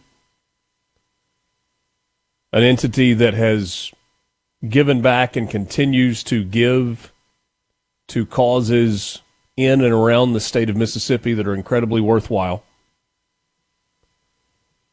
A gentleman. One of the things that I loved in his obituary was there was a line in there, and I don't have it pulled up, but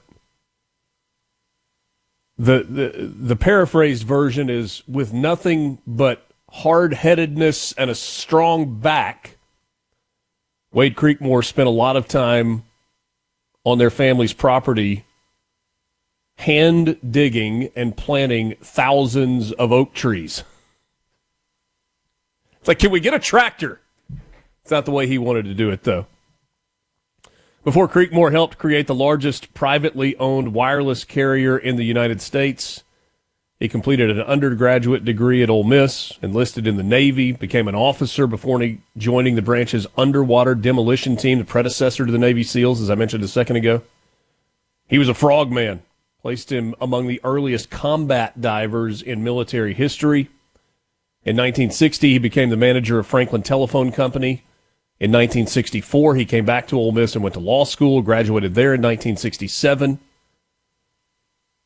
Remained with Franklin Telephone, which became a precursor to C Spire, and even to this day is a sister company to C Spire.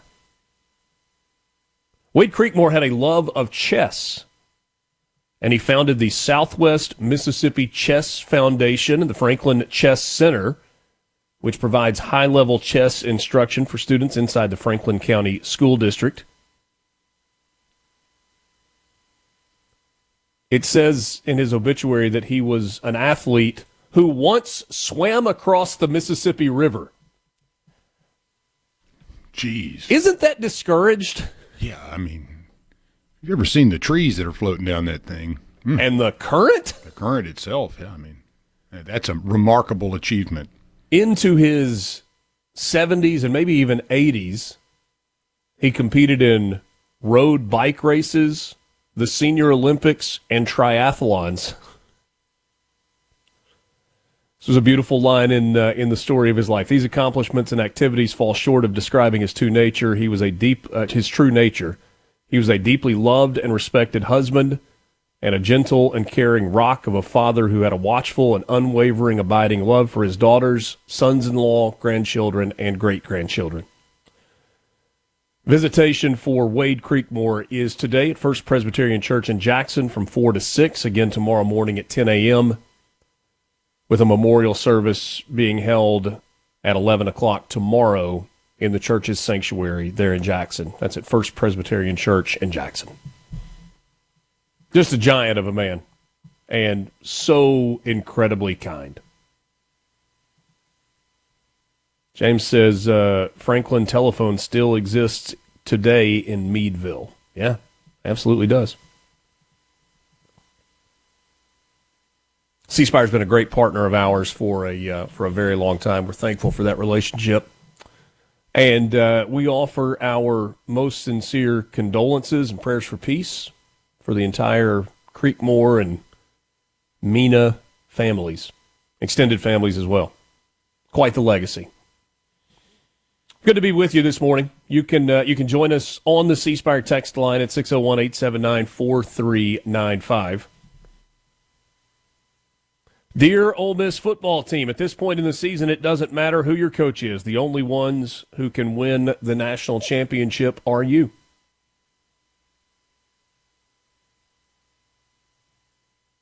A period of uncertainty, but not concern for Ole Miss right now, as is the case for a lot of college football teams who await their fate from the 12-member College Football Playoff Committee. Tomorrow, the penultimate College Football Playoff poll will come out tomorrow night. And it's a really important poll because if you are in the field with the poll tomorrow, you feel very, very good about staying there with only conference championship game weekend to still be played.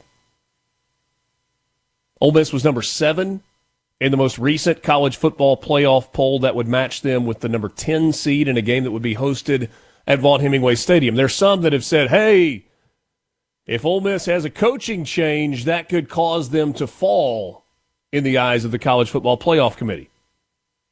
Hunter Yurachek, the athletics director at Arkansas, is the chair of that committee, and he said in a conversation with Reese Davis last week that he was asked about what that could mean, and he said, here's the issue. Yes, the guidelines say that we can take into account a coaching change or a significant player change as we evaluate these teams if there is a data point to evaluate.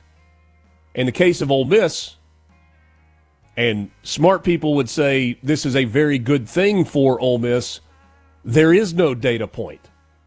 Ole Miss has not played a game without Lane Kiffin as its head coach, creating something, a data point, if you will, for the committee to evaluate. And so I'm told that the committee discussed that rule and that guideline, but they are not able to use that as part of their criteria for evaluating Ole Miss because they simply do not have that data point of the Rebels playing without Lane Kiffin. So that should be good news for Ole Miss. From the Venable Glass Traffic.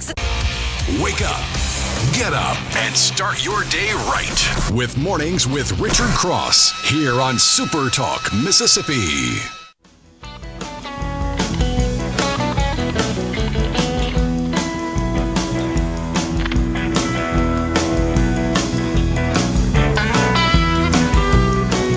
Reminder for you, the 6th annual Holly Jolly Holidays is happening in Oxford. It's open through January 4th at M-Trade Park. So what is Holly Jolly Holidays? Well, it's the Oxford on Ice rink, the Walk of Lights with new light displays this year, double the amount they had a year ago. It's fire pits with s'mores kits and additional concession stands for kids and adults alike, and a new route for the Walk of Lights.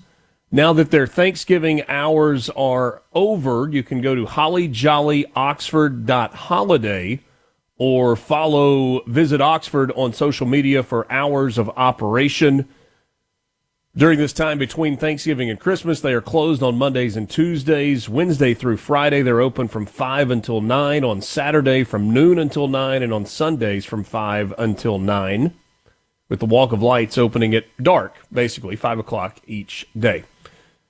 Get all the information online at visitoxfordms.com or follow them on social media at visitoxfordms. I want to go to more of your messages on the C Spire text line, 601-879-4395. So many folks focused on football right now, understandably so. If Georgia beats Alabama in the SEC championship game, does that remove Alabama from the college football playoff, as they would have a third loss? The answer is most likely not.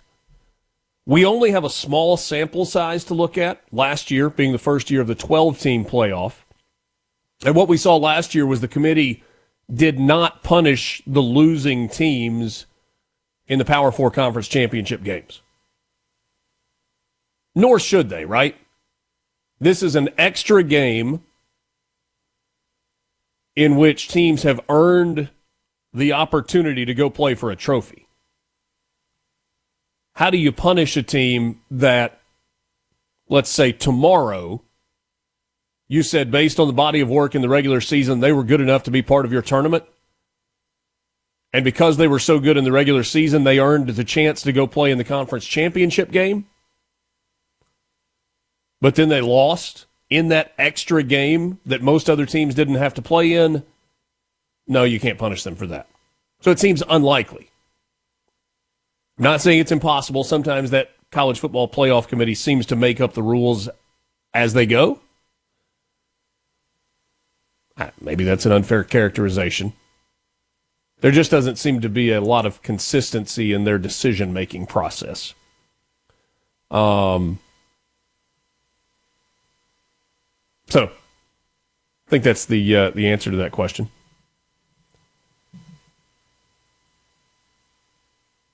John in Pontotoc, now that Kiffin is gone, does that mean we get a shot at Arch Manning? No, I don't think so. I think Arch Manning is quite content in Austin. Most recently just led Texas to a victory over Texas A&M in a massive rivalry game in which Texas A&M came in undefeated and a win away from playing for the SEC championship for their first time ever. No, I don't think that will change anything with Arch Manning.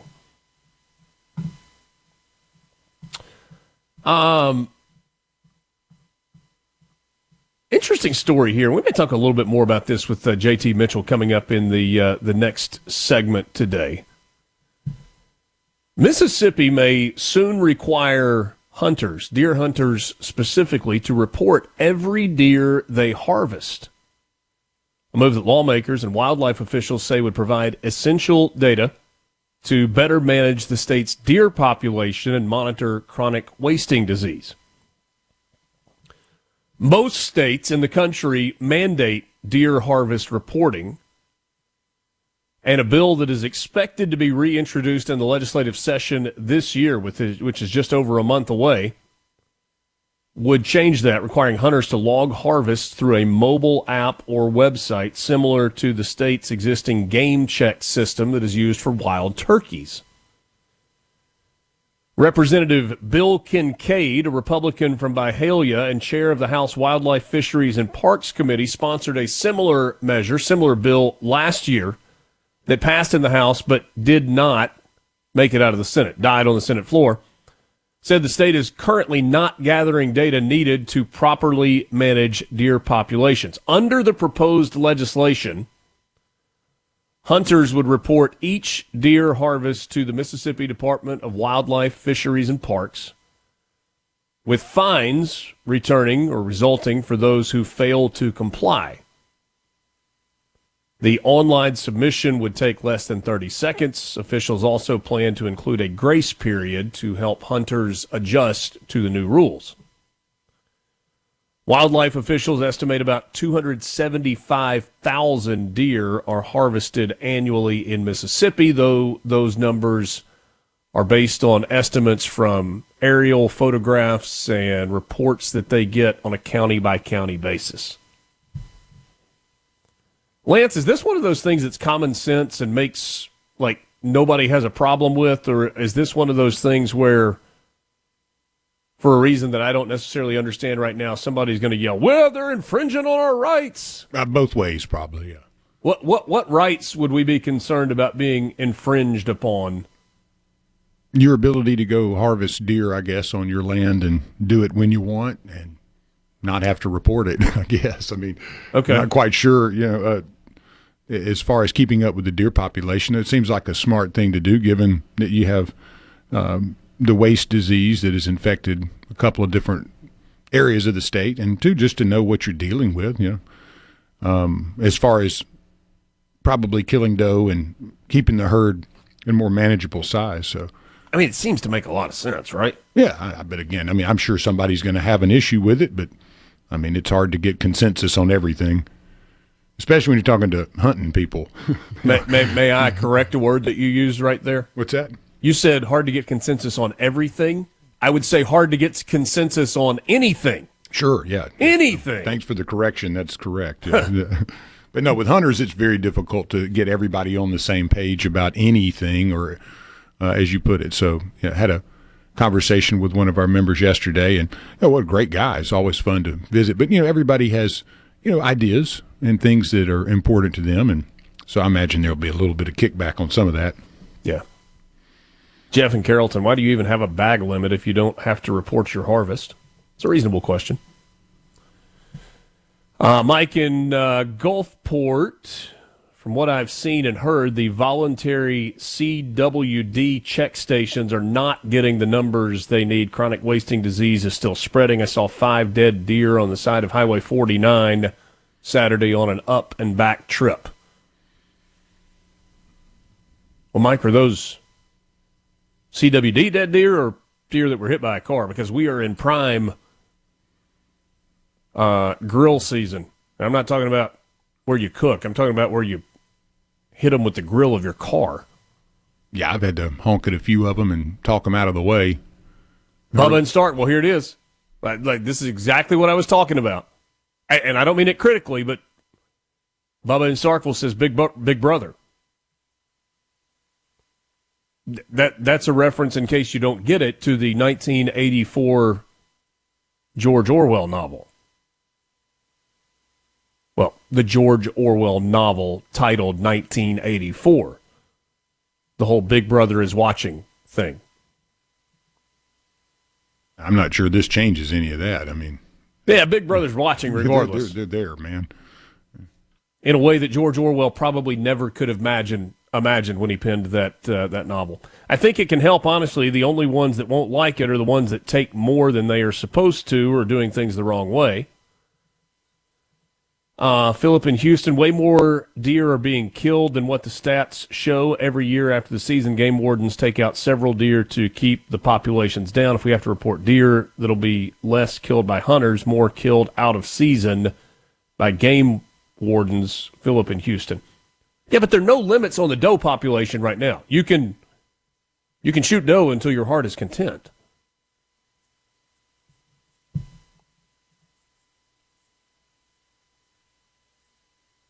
Somebody says, did Bubba even know that was based off a novel? I don't know. I assume that the answer is yes.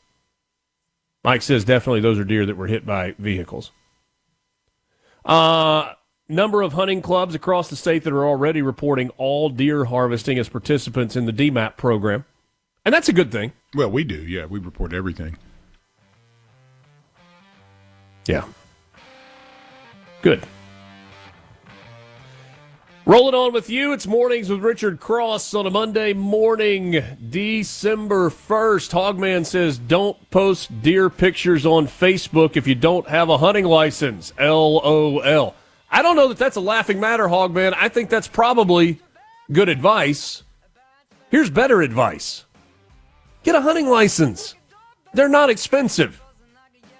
And they are far less expensive than if you get caught killing a deer without a hunting license in Mississippi. That don't make no sense, as they said in Oh Brother, Where Art Thou?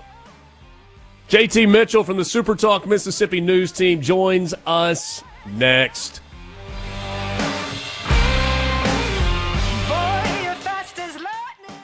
From the Seabrook.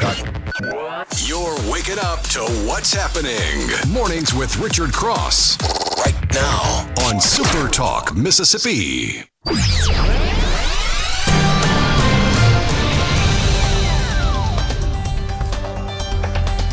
Gentile is a longtime partner of ours at SuperTalk Mississippi. Gentile has the final days of their online sale going right now. Cyber Monday deals include 25% off site-wide at gentileapparel.com, and if you spend over $150, you get to pick out a free Gentile hat at checkout. Just check them out online, gentileapparel.com. Gentile, the official apparel provider, right here, Super Talk, Mississippi. Hey, I know that face. JT Mitchell joins us. He was out last week. He's back with us, the news director with the Super Talk Mississippi news team. JT, a relatively quiet Thanksgiving holiday break for news in Mississippi. Yeah, surprisingly enough, not many people acted up. Typically, when we have holidays, people have free time and they use it unwisely. But this time around, not too much. I guess the only person to act up was Lane Kiffin, and we covered that all weekend long. I mean, what a circus, Richard. Pretty wild. And we spent a lot of time on that this morning. If you missed the interview that I had with Neal McCready from Rebels 24/7 and MPW Digital, it will be available to you online when we get done with the show. You can listen on demand at supertalk.fm. You can go back and listen to MRC as a podcast if you prefer to do it that way. Really good conversation with Neal, kind of encapsulating the entire thing. And yeah, man, and now Ole Miss marches on with a familiar face. With Pete Golding as the new head coach, 40th head football coach in Ole Miss history. That's right, and that was a great conversation you had with Neal. He explained it really well. Golding is, a good fit, and Ole Miss was kind of behind the eight ball with how Lane Kiffin set them up, according to people that were there. There was a big argument over the weekend about whether he should coach in the playoffs or not. And before we move on, let me share this one metaphor about that a buddy sent me. He said, hey, my girlfriend just dumped me for a new guy, but still wants to come over for the holidays. She wants me to pay for all of her food and travel. She wants me to get her gifts, too. Is that cool with everyone? It's pretty much what Lane Kiffin was asking Ole Miss to do, was to let him enjoy the holidays, get gifts that could be a national championship, but he's still going to dump you. Yeah. That's tough. The number of relationship analogies that have been floating around during this Lane Kiffin saga have been staggering. Yeah, I see him all over. Obviously, I'm being texted about him. He's a great football coach. Y'all talked about that. There is no doubt about that. He is also great at making breakups hurt a lot more than they need to.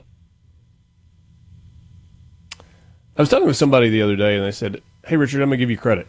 I was like, okay, thanks. What for? I said, when Lane Kiffin was hired, you said to me, this is going to end spectacularly one way or the other. Kind of ended spectacularly both ways. On the field, it was spectacular for Ole Miss. 11-1 on the way to the college football playoff. Off the field, also spectacular, as if you sit back and just watch the mushroom cloud. I mean, I think more people paid attention to the Kiffin saga this weekend than actual football. And then there was a lot of football this weekend, but everybody was talking about Lane Kiffin. It's crazy. I mean, I've never seen anything like this. You have a playoff team, and I get that LSU could be a dream job for him, but you have a chance to do something that no one has ever done, and you say adios beforehand. Speaking of the football, as beautiful a day as I can remember for the Egg Bowl last Friday in Starkville, a game that Ole Miss won to finish off that 11-1 season. We saw a Mississippi native with his first start really shine for Mississippi State and Kamario Taylor, and a lot of people going, "Ooh, who's this? This kid's special, future really bright." And I think that's probably the thing that Mississippi State fans have to really hang on to going into the offseason if they can set aside the frustration of, why hasn't he already been on the field more as a starter? Yeah, you're right. And, the day and age of the transfer portal, you have an up-and-coming star, you're scared if you don't play them, they're going to bounce. That's the fact of the matter.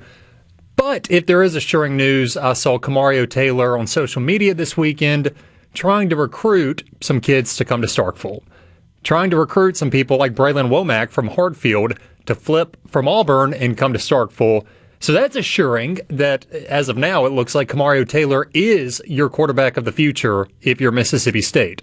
Now, it is a long off season, and with NIL and all that good stuff, you never know. But yes, I think that was a huge takeaway for Mississippi State when it comes to the Egg Bowl. All right. The retrial of Timothy Harrington begins today. What do we need to know? Man, what to know is this is going to be the most high-profile case of the year in this state. This is the second trial of Timothy Harrington on capital murder charges tied to the disappearance of Ole Miss student Jimmy J. Lee. I mean, this case has gripped not only Oxford, as you know, but Grenada County and arguably the rest of the state, and you'll see some national news outlets come down to Mississippi for this case. Yeah. Harrington. What was the big development? Was it like a necklace or a chain that was discovered? Yeah, you're right. And so the gist of the case is that Harrington is accused of killing Lee to cover up a romantic relationship the two were having. Like you said, though, the big difference between the first trial and this trial is during the first trial, as the old adage goes, no body, no crime. There was no body. Jimmy J. Lee had been declared legally dead, but there was no body to show for it.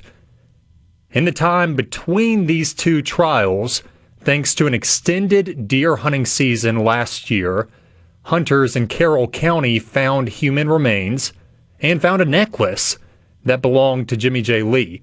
That necklace helped investigators assume that the remains were those of Lee. They took him to the state crime lab. DNA came back saying this is Lee. However, by that point, this is years after, it was only bone, there was no soft tissue, which means you cannot scientifically figure out a cause of death. So you couldn't get a full autopsy, but they did get confirmation that Jimmy J. Lee is dead and his body was dumped in Carroll County, which is very close to Harrington's hometown of Grenada. We will see where that goes. Yeah, and so we will be tracking it, of course, on air and at supertalk.fm.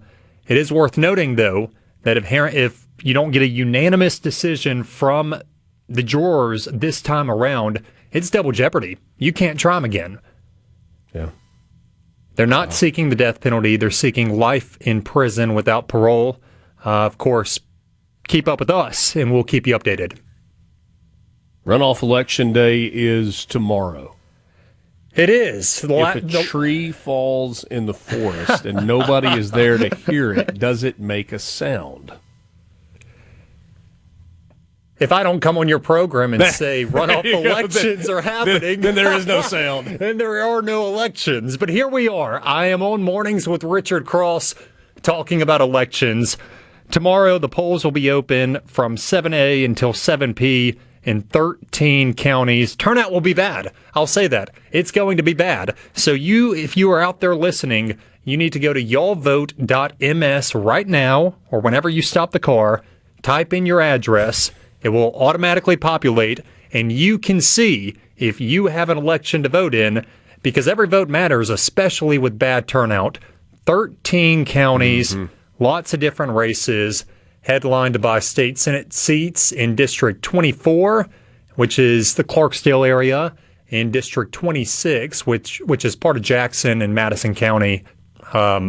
It's going to be a big day tomorrow. And so just do your due diligence. Go see if you have an election. The one in Jackson's pretty fascinating. The seat that was vacated by John Horn, you've got two female Democrat candidates up for that seat. It does not appear, for those that have looked closely, that these two candidates are the same. One of them appears to be fairly moderate. The other, less so, by a significant amount. That's right. And I did get a chance to catch up with one of the candidates who granted an interview request before tomorrow, and we had a great conversation. If you want, we can talk about that more on the other side. C-Spire text line is open, 601-879-4395. I got this bomb I'm just going to toss in the room and walk out the door. We'll see how you react.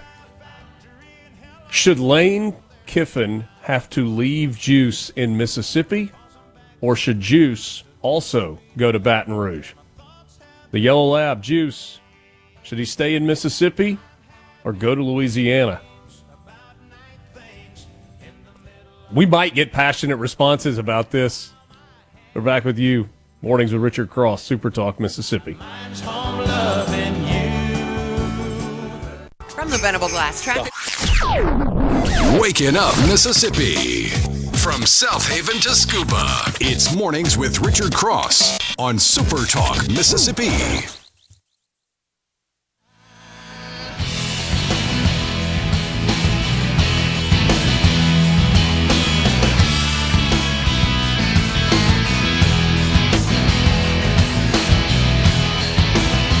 C-Spire text line 601-879-4395. JT Mitchell from the Super Talk Mississippi News team is in studio.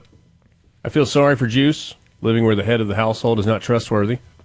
I'll adopt Juice in a heartbeat. He stays. Mike in Gulfport says we have enough yellow dogs. Send him with LK. Another one, him and the dogs can kick rocks. That's from Philip. Ricky says put Juice in the portal. And Jim in Caledonia, a tree falling in the woods does make a sound whether you're there or not. Well, he's heard it. I said, Jim, are you sure? Have you heard it? He says he doesn't have to because he knows physics. Hey, and I just did some hard-hitting journalism. Juice Kiffin has not tweeted since Lane Kiffin went to LSU. Don't know what that means. Come up with your own conclusions, but the dog is off Twitter. I did see a message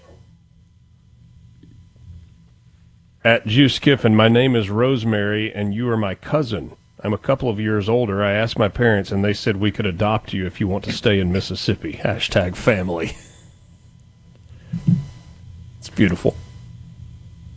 Beautiful. You see, Lane Kiffin had everything he wanted. Ole Miss was willing to make his yellow lab the de facto mascot. Now, how many schools would do that? Well, I tell you, there will not be a mascot change in Baton Rouge. The Tiger is firmly entrenched. You don't think they're going to put Juice in that wagon, that cage of a wagon, and roll him around Tiger Stadium? No, I do not. You think Juice and the Tiger could become friends? I think Juice's days of fame are now in the rearview mirror, and he is about to just be a house dog. Sorry, Juice, if you're listening. Yeah. John says Juice will find out that the mosquitoes are bigger there. Than labs, no doubt about it. Those swamp bugs. Yeah. National story here, JT, but I do think it's worth mentioning. The war between Russia and Ukraine has now been going for almost 4 years. It appears as if legitimate progress is being made. United States and Ukrainian negotiators met over the weekend in Florida.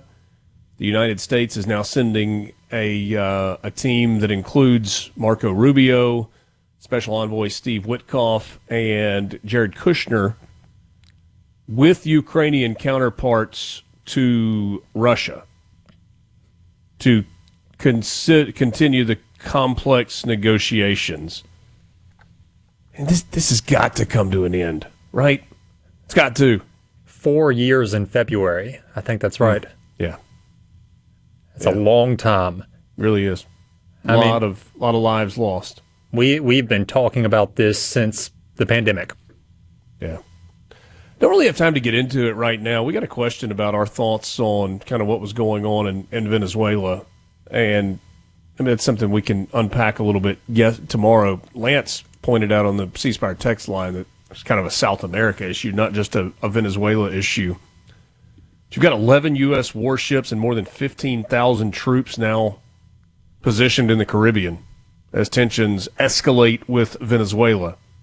It appears that U.S. sentiment is overwhelming. We do not want American troops on the ground in Venezuela. Overwhelming. Yeah, I think so. And Trump is supposed to hold a meeting at the White House this evening to talk about the next steps on Venezuela. And all of this is tied to the production of and shipment of narcotics into the United States, meth, and other drugs. And many of the ships that are being blown out of the water are originating in Venezuela. So it's kind of where we are on that. Legislature, just a hair over a month away. I know you are counting down the days, either with anticipation or dread, until the 2026 legislative session begins. Oh, I'm so excited. I hear it in your voice, JT. All right, so the 2026 legislative session begins on January 6th. Okay. So that is, a month from Saturday? It will be here before you know it. I was actually thinking about it yesterday, and I was like, man, I feel like it just ended. But here we are. And I think it's going to be a hot topic session. People are going to talk about school choice, whether they're for it or against it. I think infant mortality, what lawmakers can do to lessen the number of kids dying in this state before their first birthday, is going to be a big deal. You talked about it earlier, about the bill that they're already kind of talking about to require deer hunters to report harvest. There will be more, but that's just the tip of the iceberg. Well, and I'm interested.